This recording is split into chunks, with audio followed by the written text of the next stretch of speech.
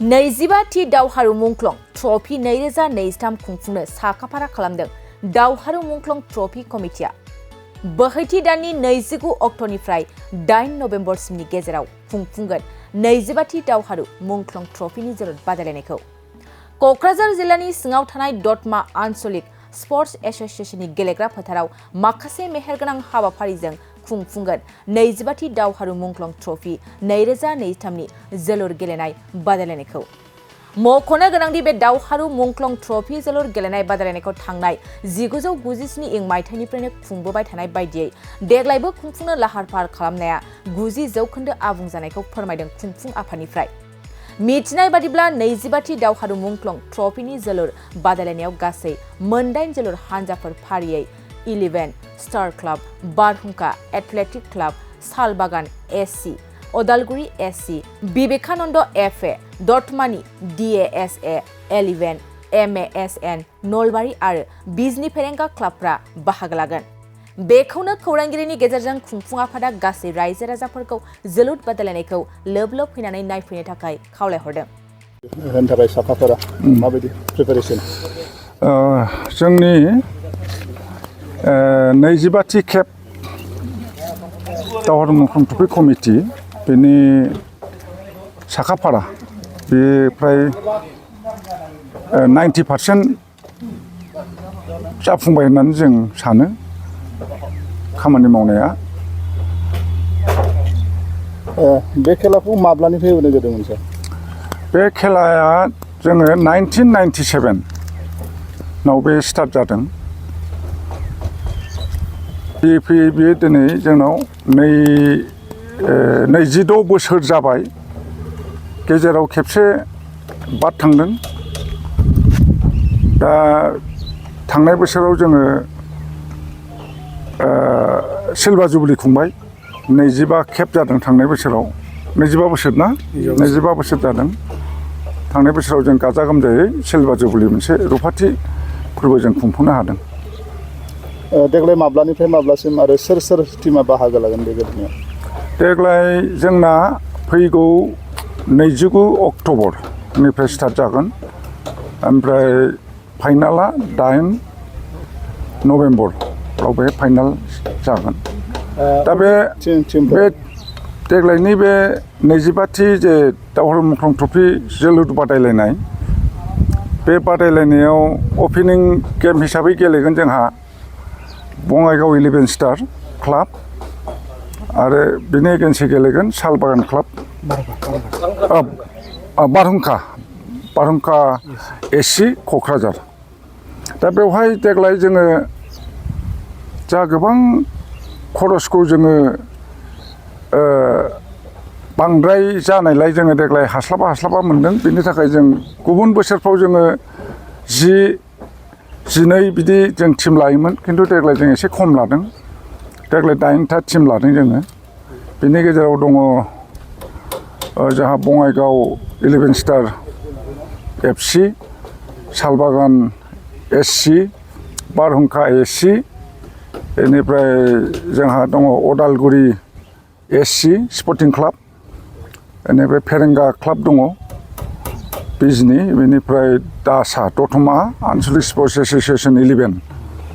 बे दङ बेनिफ्राय नलबारिनि मखालमुवा आन्चलिक स्पर्ट्स एकाडेमि आरो लोगोसे नेशनेल ट्रफी जिहेतु जों आउट अफ स्टेटनिबो लानांगौ बेवहाय जोङो विवेकानन्द स्पर्ट्स एकाडेमि आलिपुरदुवार बे मोनसे गासै 8था टीम बे खेवजेनखालि मा हाबाफारि लागोन सार बे खेवजेनखालि जोङो सिलभार जुबलीयाव जों गाजा गोमजायै गासिबो माखासे स्पर्ट्स इभेन्ट्सफोर लाफादोंमोन खिन्थु बे बाराव जों बिदि लायाखिसै जोङो गेट अपेनिं थागोन जोंहा फार्स्ट खामानिया गेट अपेनिं बेवहाय आलासि हिसाबै जोंनि दतमा समस्तिनि MCLA प्रकाश बसुमतारी बिथाङा गाहाय आलासि गेट बेखेवगिरि आरो नैथियाव दङ जोंहा फ्लेग हइस्टिं प्रग्राम आफादनि आरो हमेस प्रग्राम दं बे हमेस प्रग्रामाव फार्स्ट जोंहा गाहाय आलासि हिसाबै क'क्राझार डिस्ट्रिक्ट कमिटि एबसुनि गाहाय नेहाथारि खाम्फा बसुमतारी बिथांखौ जों खावलायदों। बिनि उनाव जोंहा 1 बाजियाव दङ माउथ पिस अपेनिं खुगा लाइसि बेखौ बेखेवगोन जोंनिनो बिटिआरनि EM अखिल मुसाहारि मानगोनां बिथां आरो बिनि उनाव गेमखौ अपेनिं खालामगोन जोंहा बिटिसिनि मानगोनां EM रनजित बसुमतारी बिथाङा गाहाय आलासि। टिकेटनि सिस्टेम जागोन नामा सार? जों माने जिहेतु बे नेसनेल ट्रफि हिसाबै जोङो डिसिप्लिनखौ लाखिनो थाखाय जोङो टिकेट सिस्टेमखौ जोङो आगुनिफ्रायनो थांनाय बोसोरावबो खालामदों आरो बेखौ जों खालामबाय थागोन। दा बे टिकेट सिस्टेमानो जागोन। बेसेबां जागोन सार? जोङो जोंनि लकेलाव एसे गरिब दुखिखौ सिन्था खालामनानै खेला नायनाय माने गेदारिंखौसो बांसिन इन्टारेस्ट लानानै बांद्राय जोङो खालामनाय जायाखै। खम बेसेननि गेजेरजों जाहाथे जोंनि नायग्राफ्रा गोबां जानो हायो बेनि इन्टारेस्टआव जोङो 30 रां खालामदों आरो बिनि गेजेरावबो जोङो जथ' फरायसा दङ 1 to जिमान फरायसा दङ बिसोरखौ जों फ्रि खालामनाय जादों। मुंख्लं दावहारु होननानै जे नोंथांमोना बुंदों बेनि आन्दोआव मा दं? सोरबा सासेनि जे बेक्तिगतनि जे मुंख्लंनि मुं दं नामा बेयाव? बेवहाय सोरबा बेक्तिगत सासेनि नङा। दुलाराय बर' फरायसा आफादनि जे आलादा नोखोर सोरजिनायनि जे आन्दलन बेवहाय मुंख्लं जानाय मानगोनां बिथांमोनखौ जोङो जोंनि दतमा ओनसोलनिफ्रायबो बिथांमोनखौ अराय सम जोङो जाहाथे मान होलांनो हायो बिनि मुङावनो जोङो बे ट्रफिखौ बानायनाय जादों। बल नायनो आङो रायजो राजाफोरखौ बेनो आं खावलायनो लुबैनाया जिहेतु मुंख्लंफोरखौ जोङो सिबिनो सानदों। दतमा ओनसोलाव नायल' जाल' मोनसेल' खेला दं आरो बेनो मुंख्लंफोरखौ सिबिनायनि मुङाव होनाय जायो। बिनि थाखाय जाहाथे साफ्रोमबो रायजो राजाफ्रा जोंनि बे हाबाफारिखौ जाहाथे जाफुंसार होयो आं बेखौ खावलायगोन। आरो लोगोसे जोङो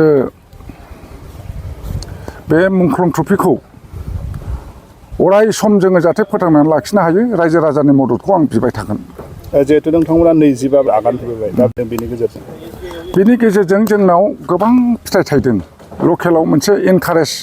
माने जोंनि जाखांफुनाय स्पर्ट्स इन्टारेस्टेड गथ'फ्रा बे खेलानि गेजेरजों आंनि मोन्दांथियाव बिथांमोनहा गोबां माने साहसबो मोनदों इनकारेजबो मोनदों आरो बेजों लोगोसेनो गोबां मोजां प्लेयारबो जोंनि ओनसोलनिफ्राय माने जालांनो हाबाय आरो गाव गावनि बेक्तिगत थांनानै थानायनि थाखायबो बिथांमोनहा सोरबा साख्रि मावबाय सोरबा बिदिनो गाव गावनि थांनानै स्पर्ट्सजों जे लामा मोनो बेखौ बानायनानै लानो हाबाय। सना रुफा आरो हिरानि जुवेलारि गाननो मोजां मोनग्रा सुबुंफोरनि थाखाय गोजोनथाव खौरां। दासान्दि फुजा बोथोरखाय खम बेसेनाव फानगासिनो MSCB जुवेलार्सआव सना रुफा आरो हिरानि समायना रमायना जोंख्लाबनाय जुवेलारिस। MSCB जुवेलार्सआव मोननो हागोन राजकोट जुवेलारि, कास्टिं जुवेलारि, कलकाता जुवेलारि, मेसिनजों बानायनाय जुवेलारि आरो आखाइजों बानायनाय जुवेलारि।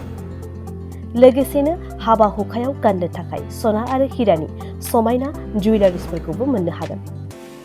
MSCB जुवेलार्सआनो दं क'क्राझार सहरजों नांजाबनाय क'क्राझार रेल गेटनि साखाथि वार्ड नं 5 बिबेकानन्द पथआव। MSCB जुवेलार्सजों थोंजोङै जगाजग खालामनोबो हागोन 9954273079 जानबुं अनजिमायाव।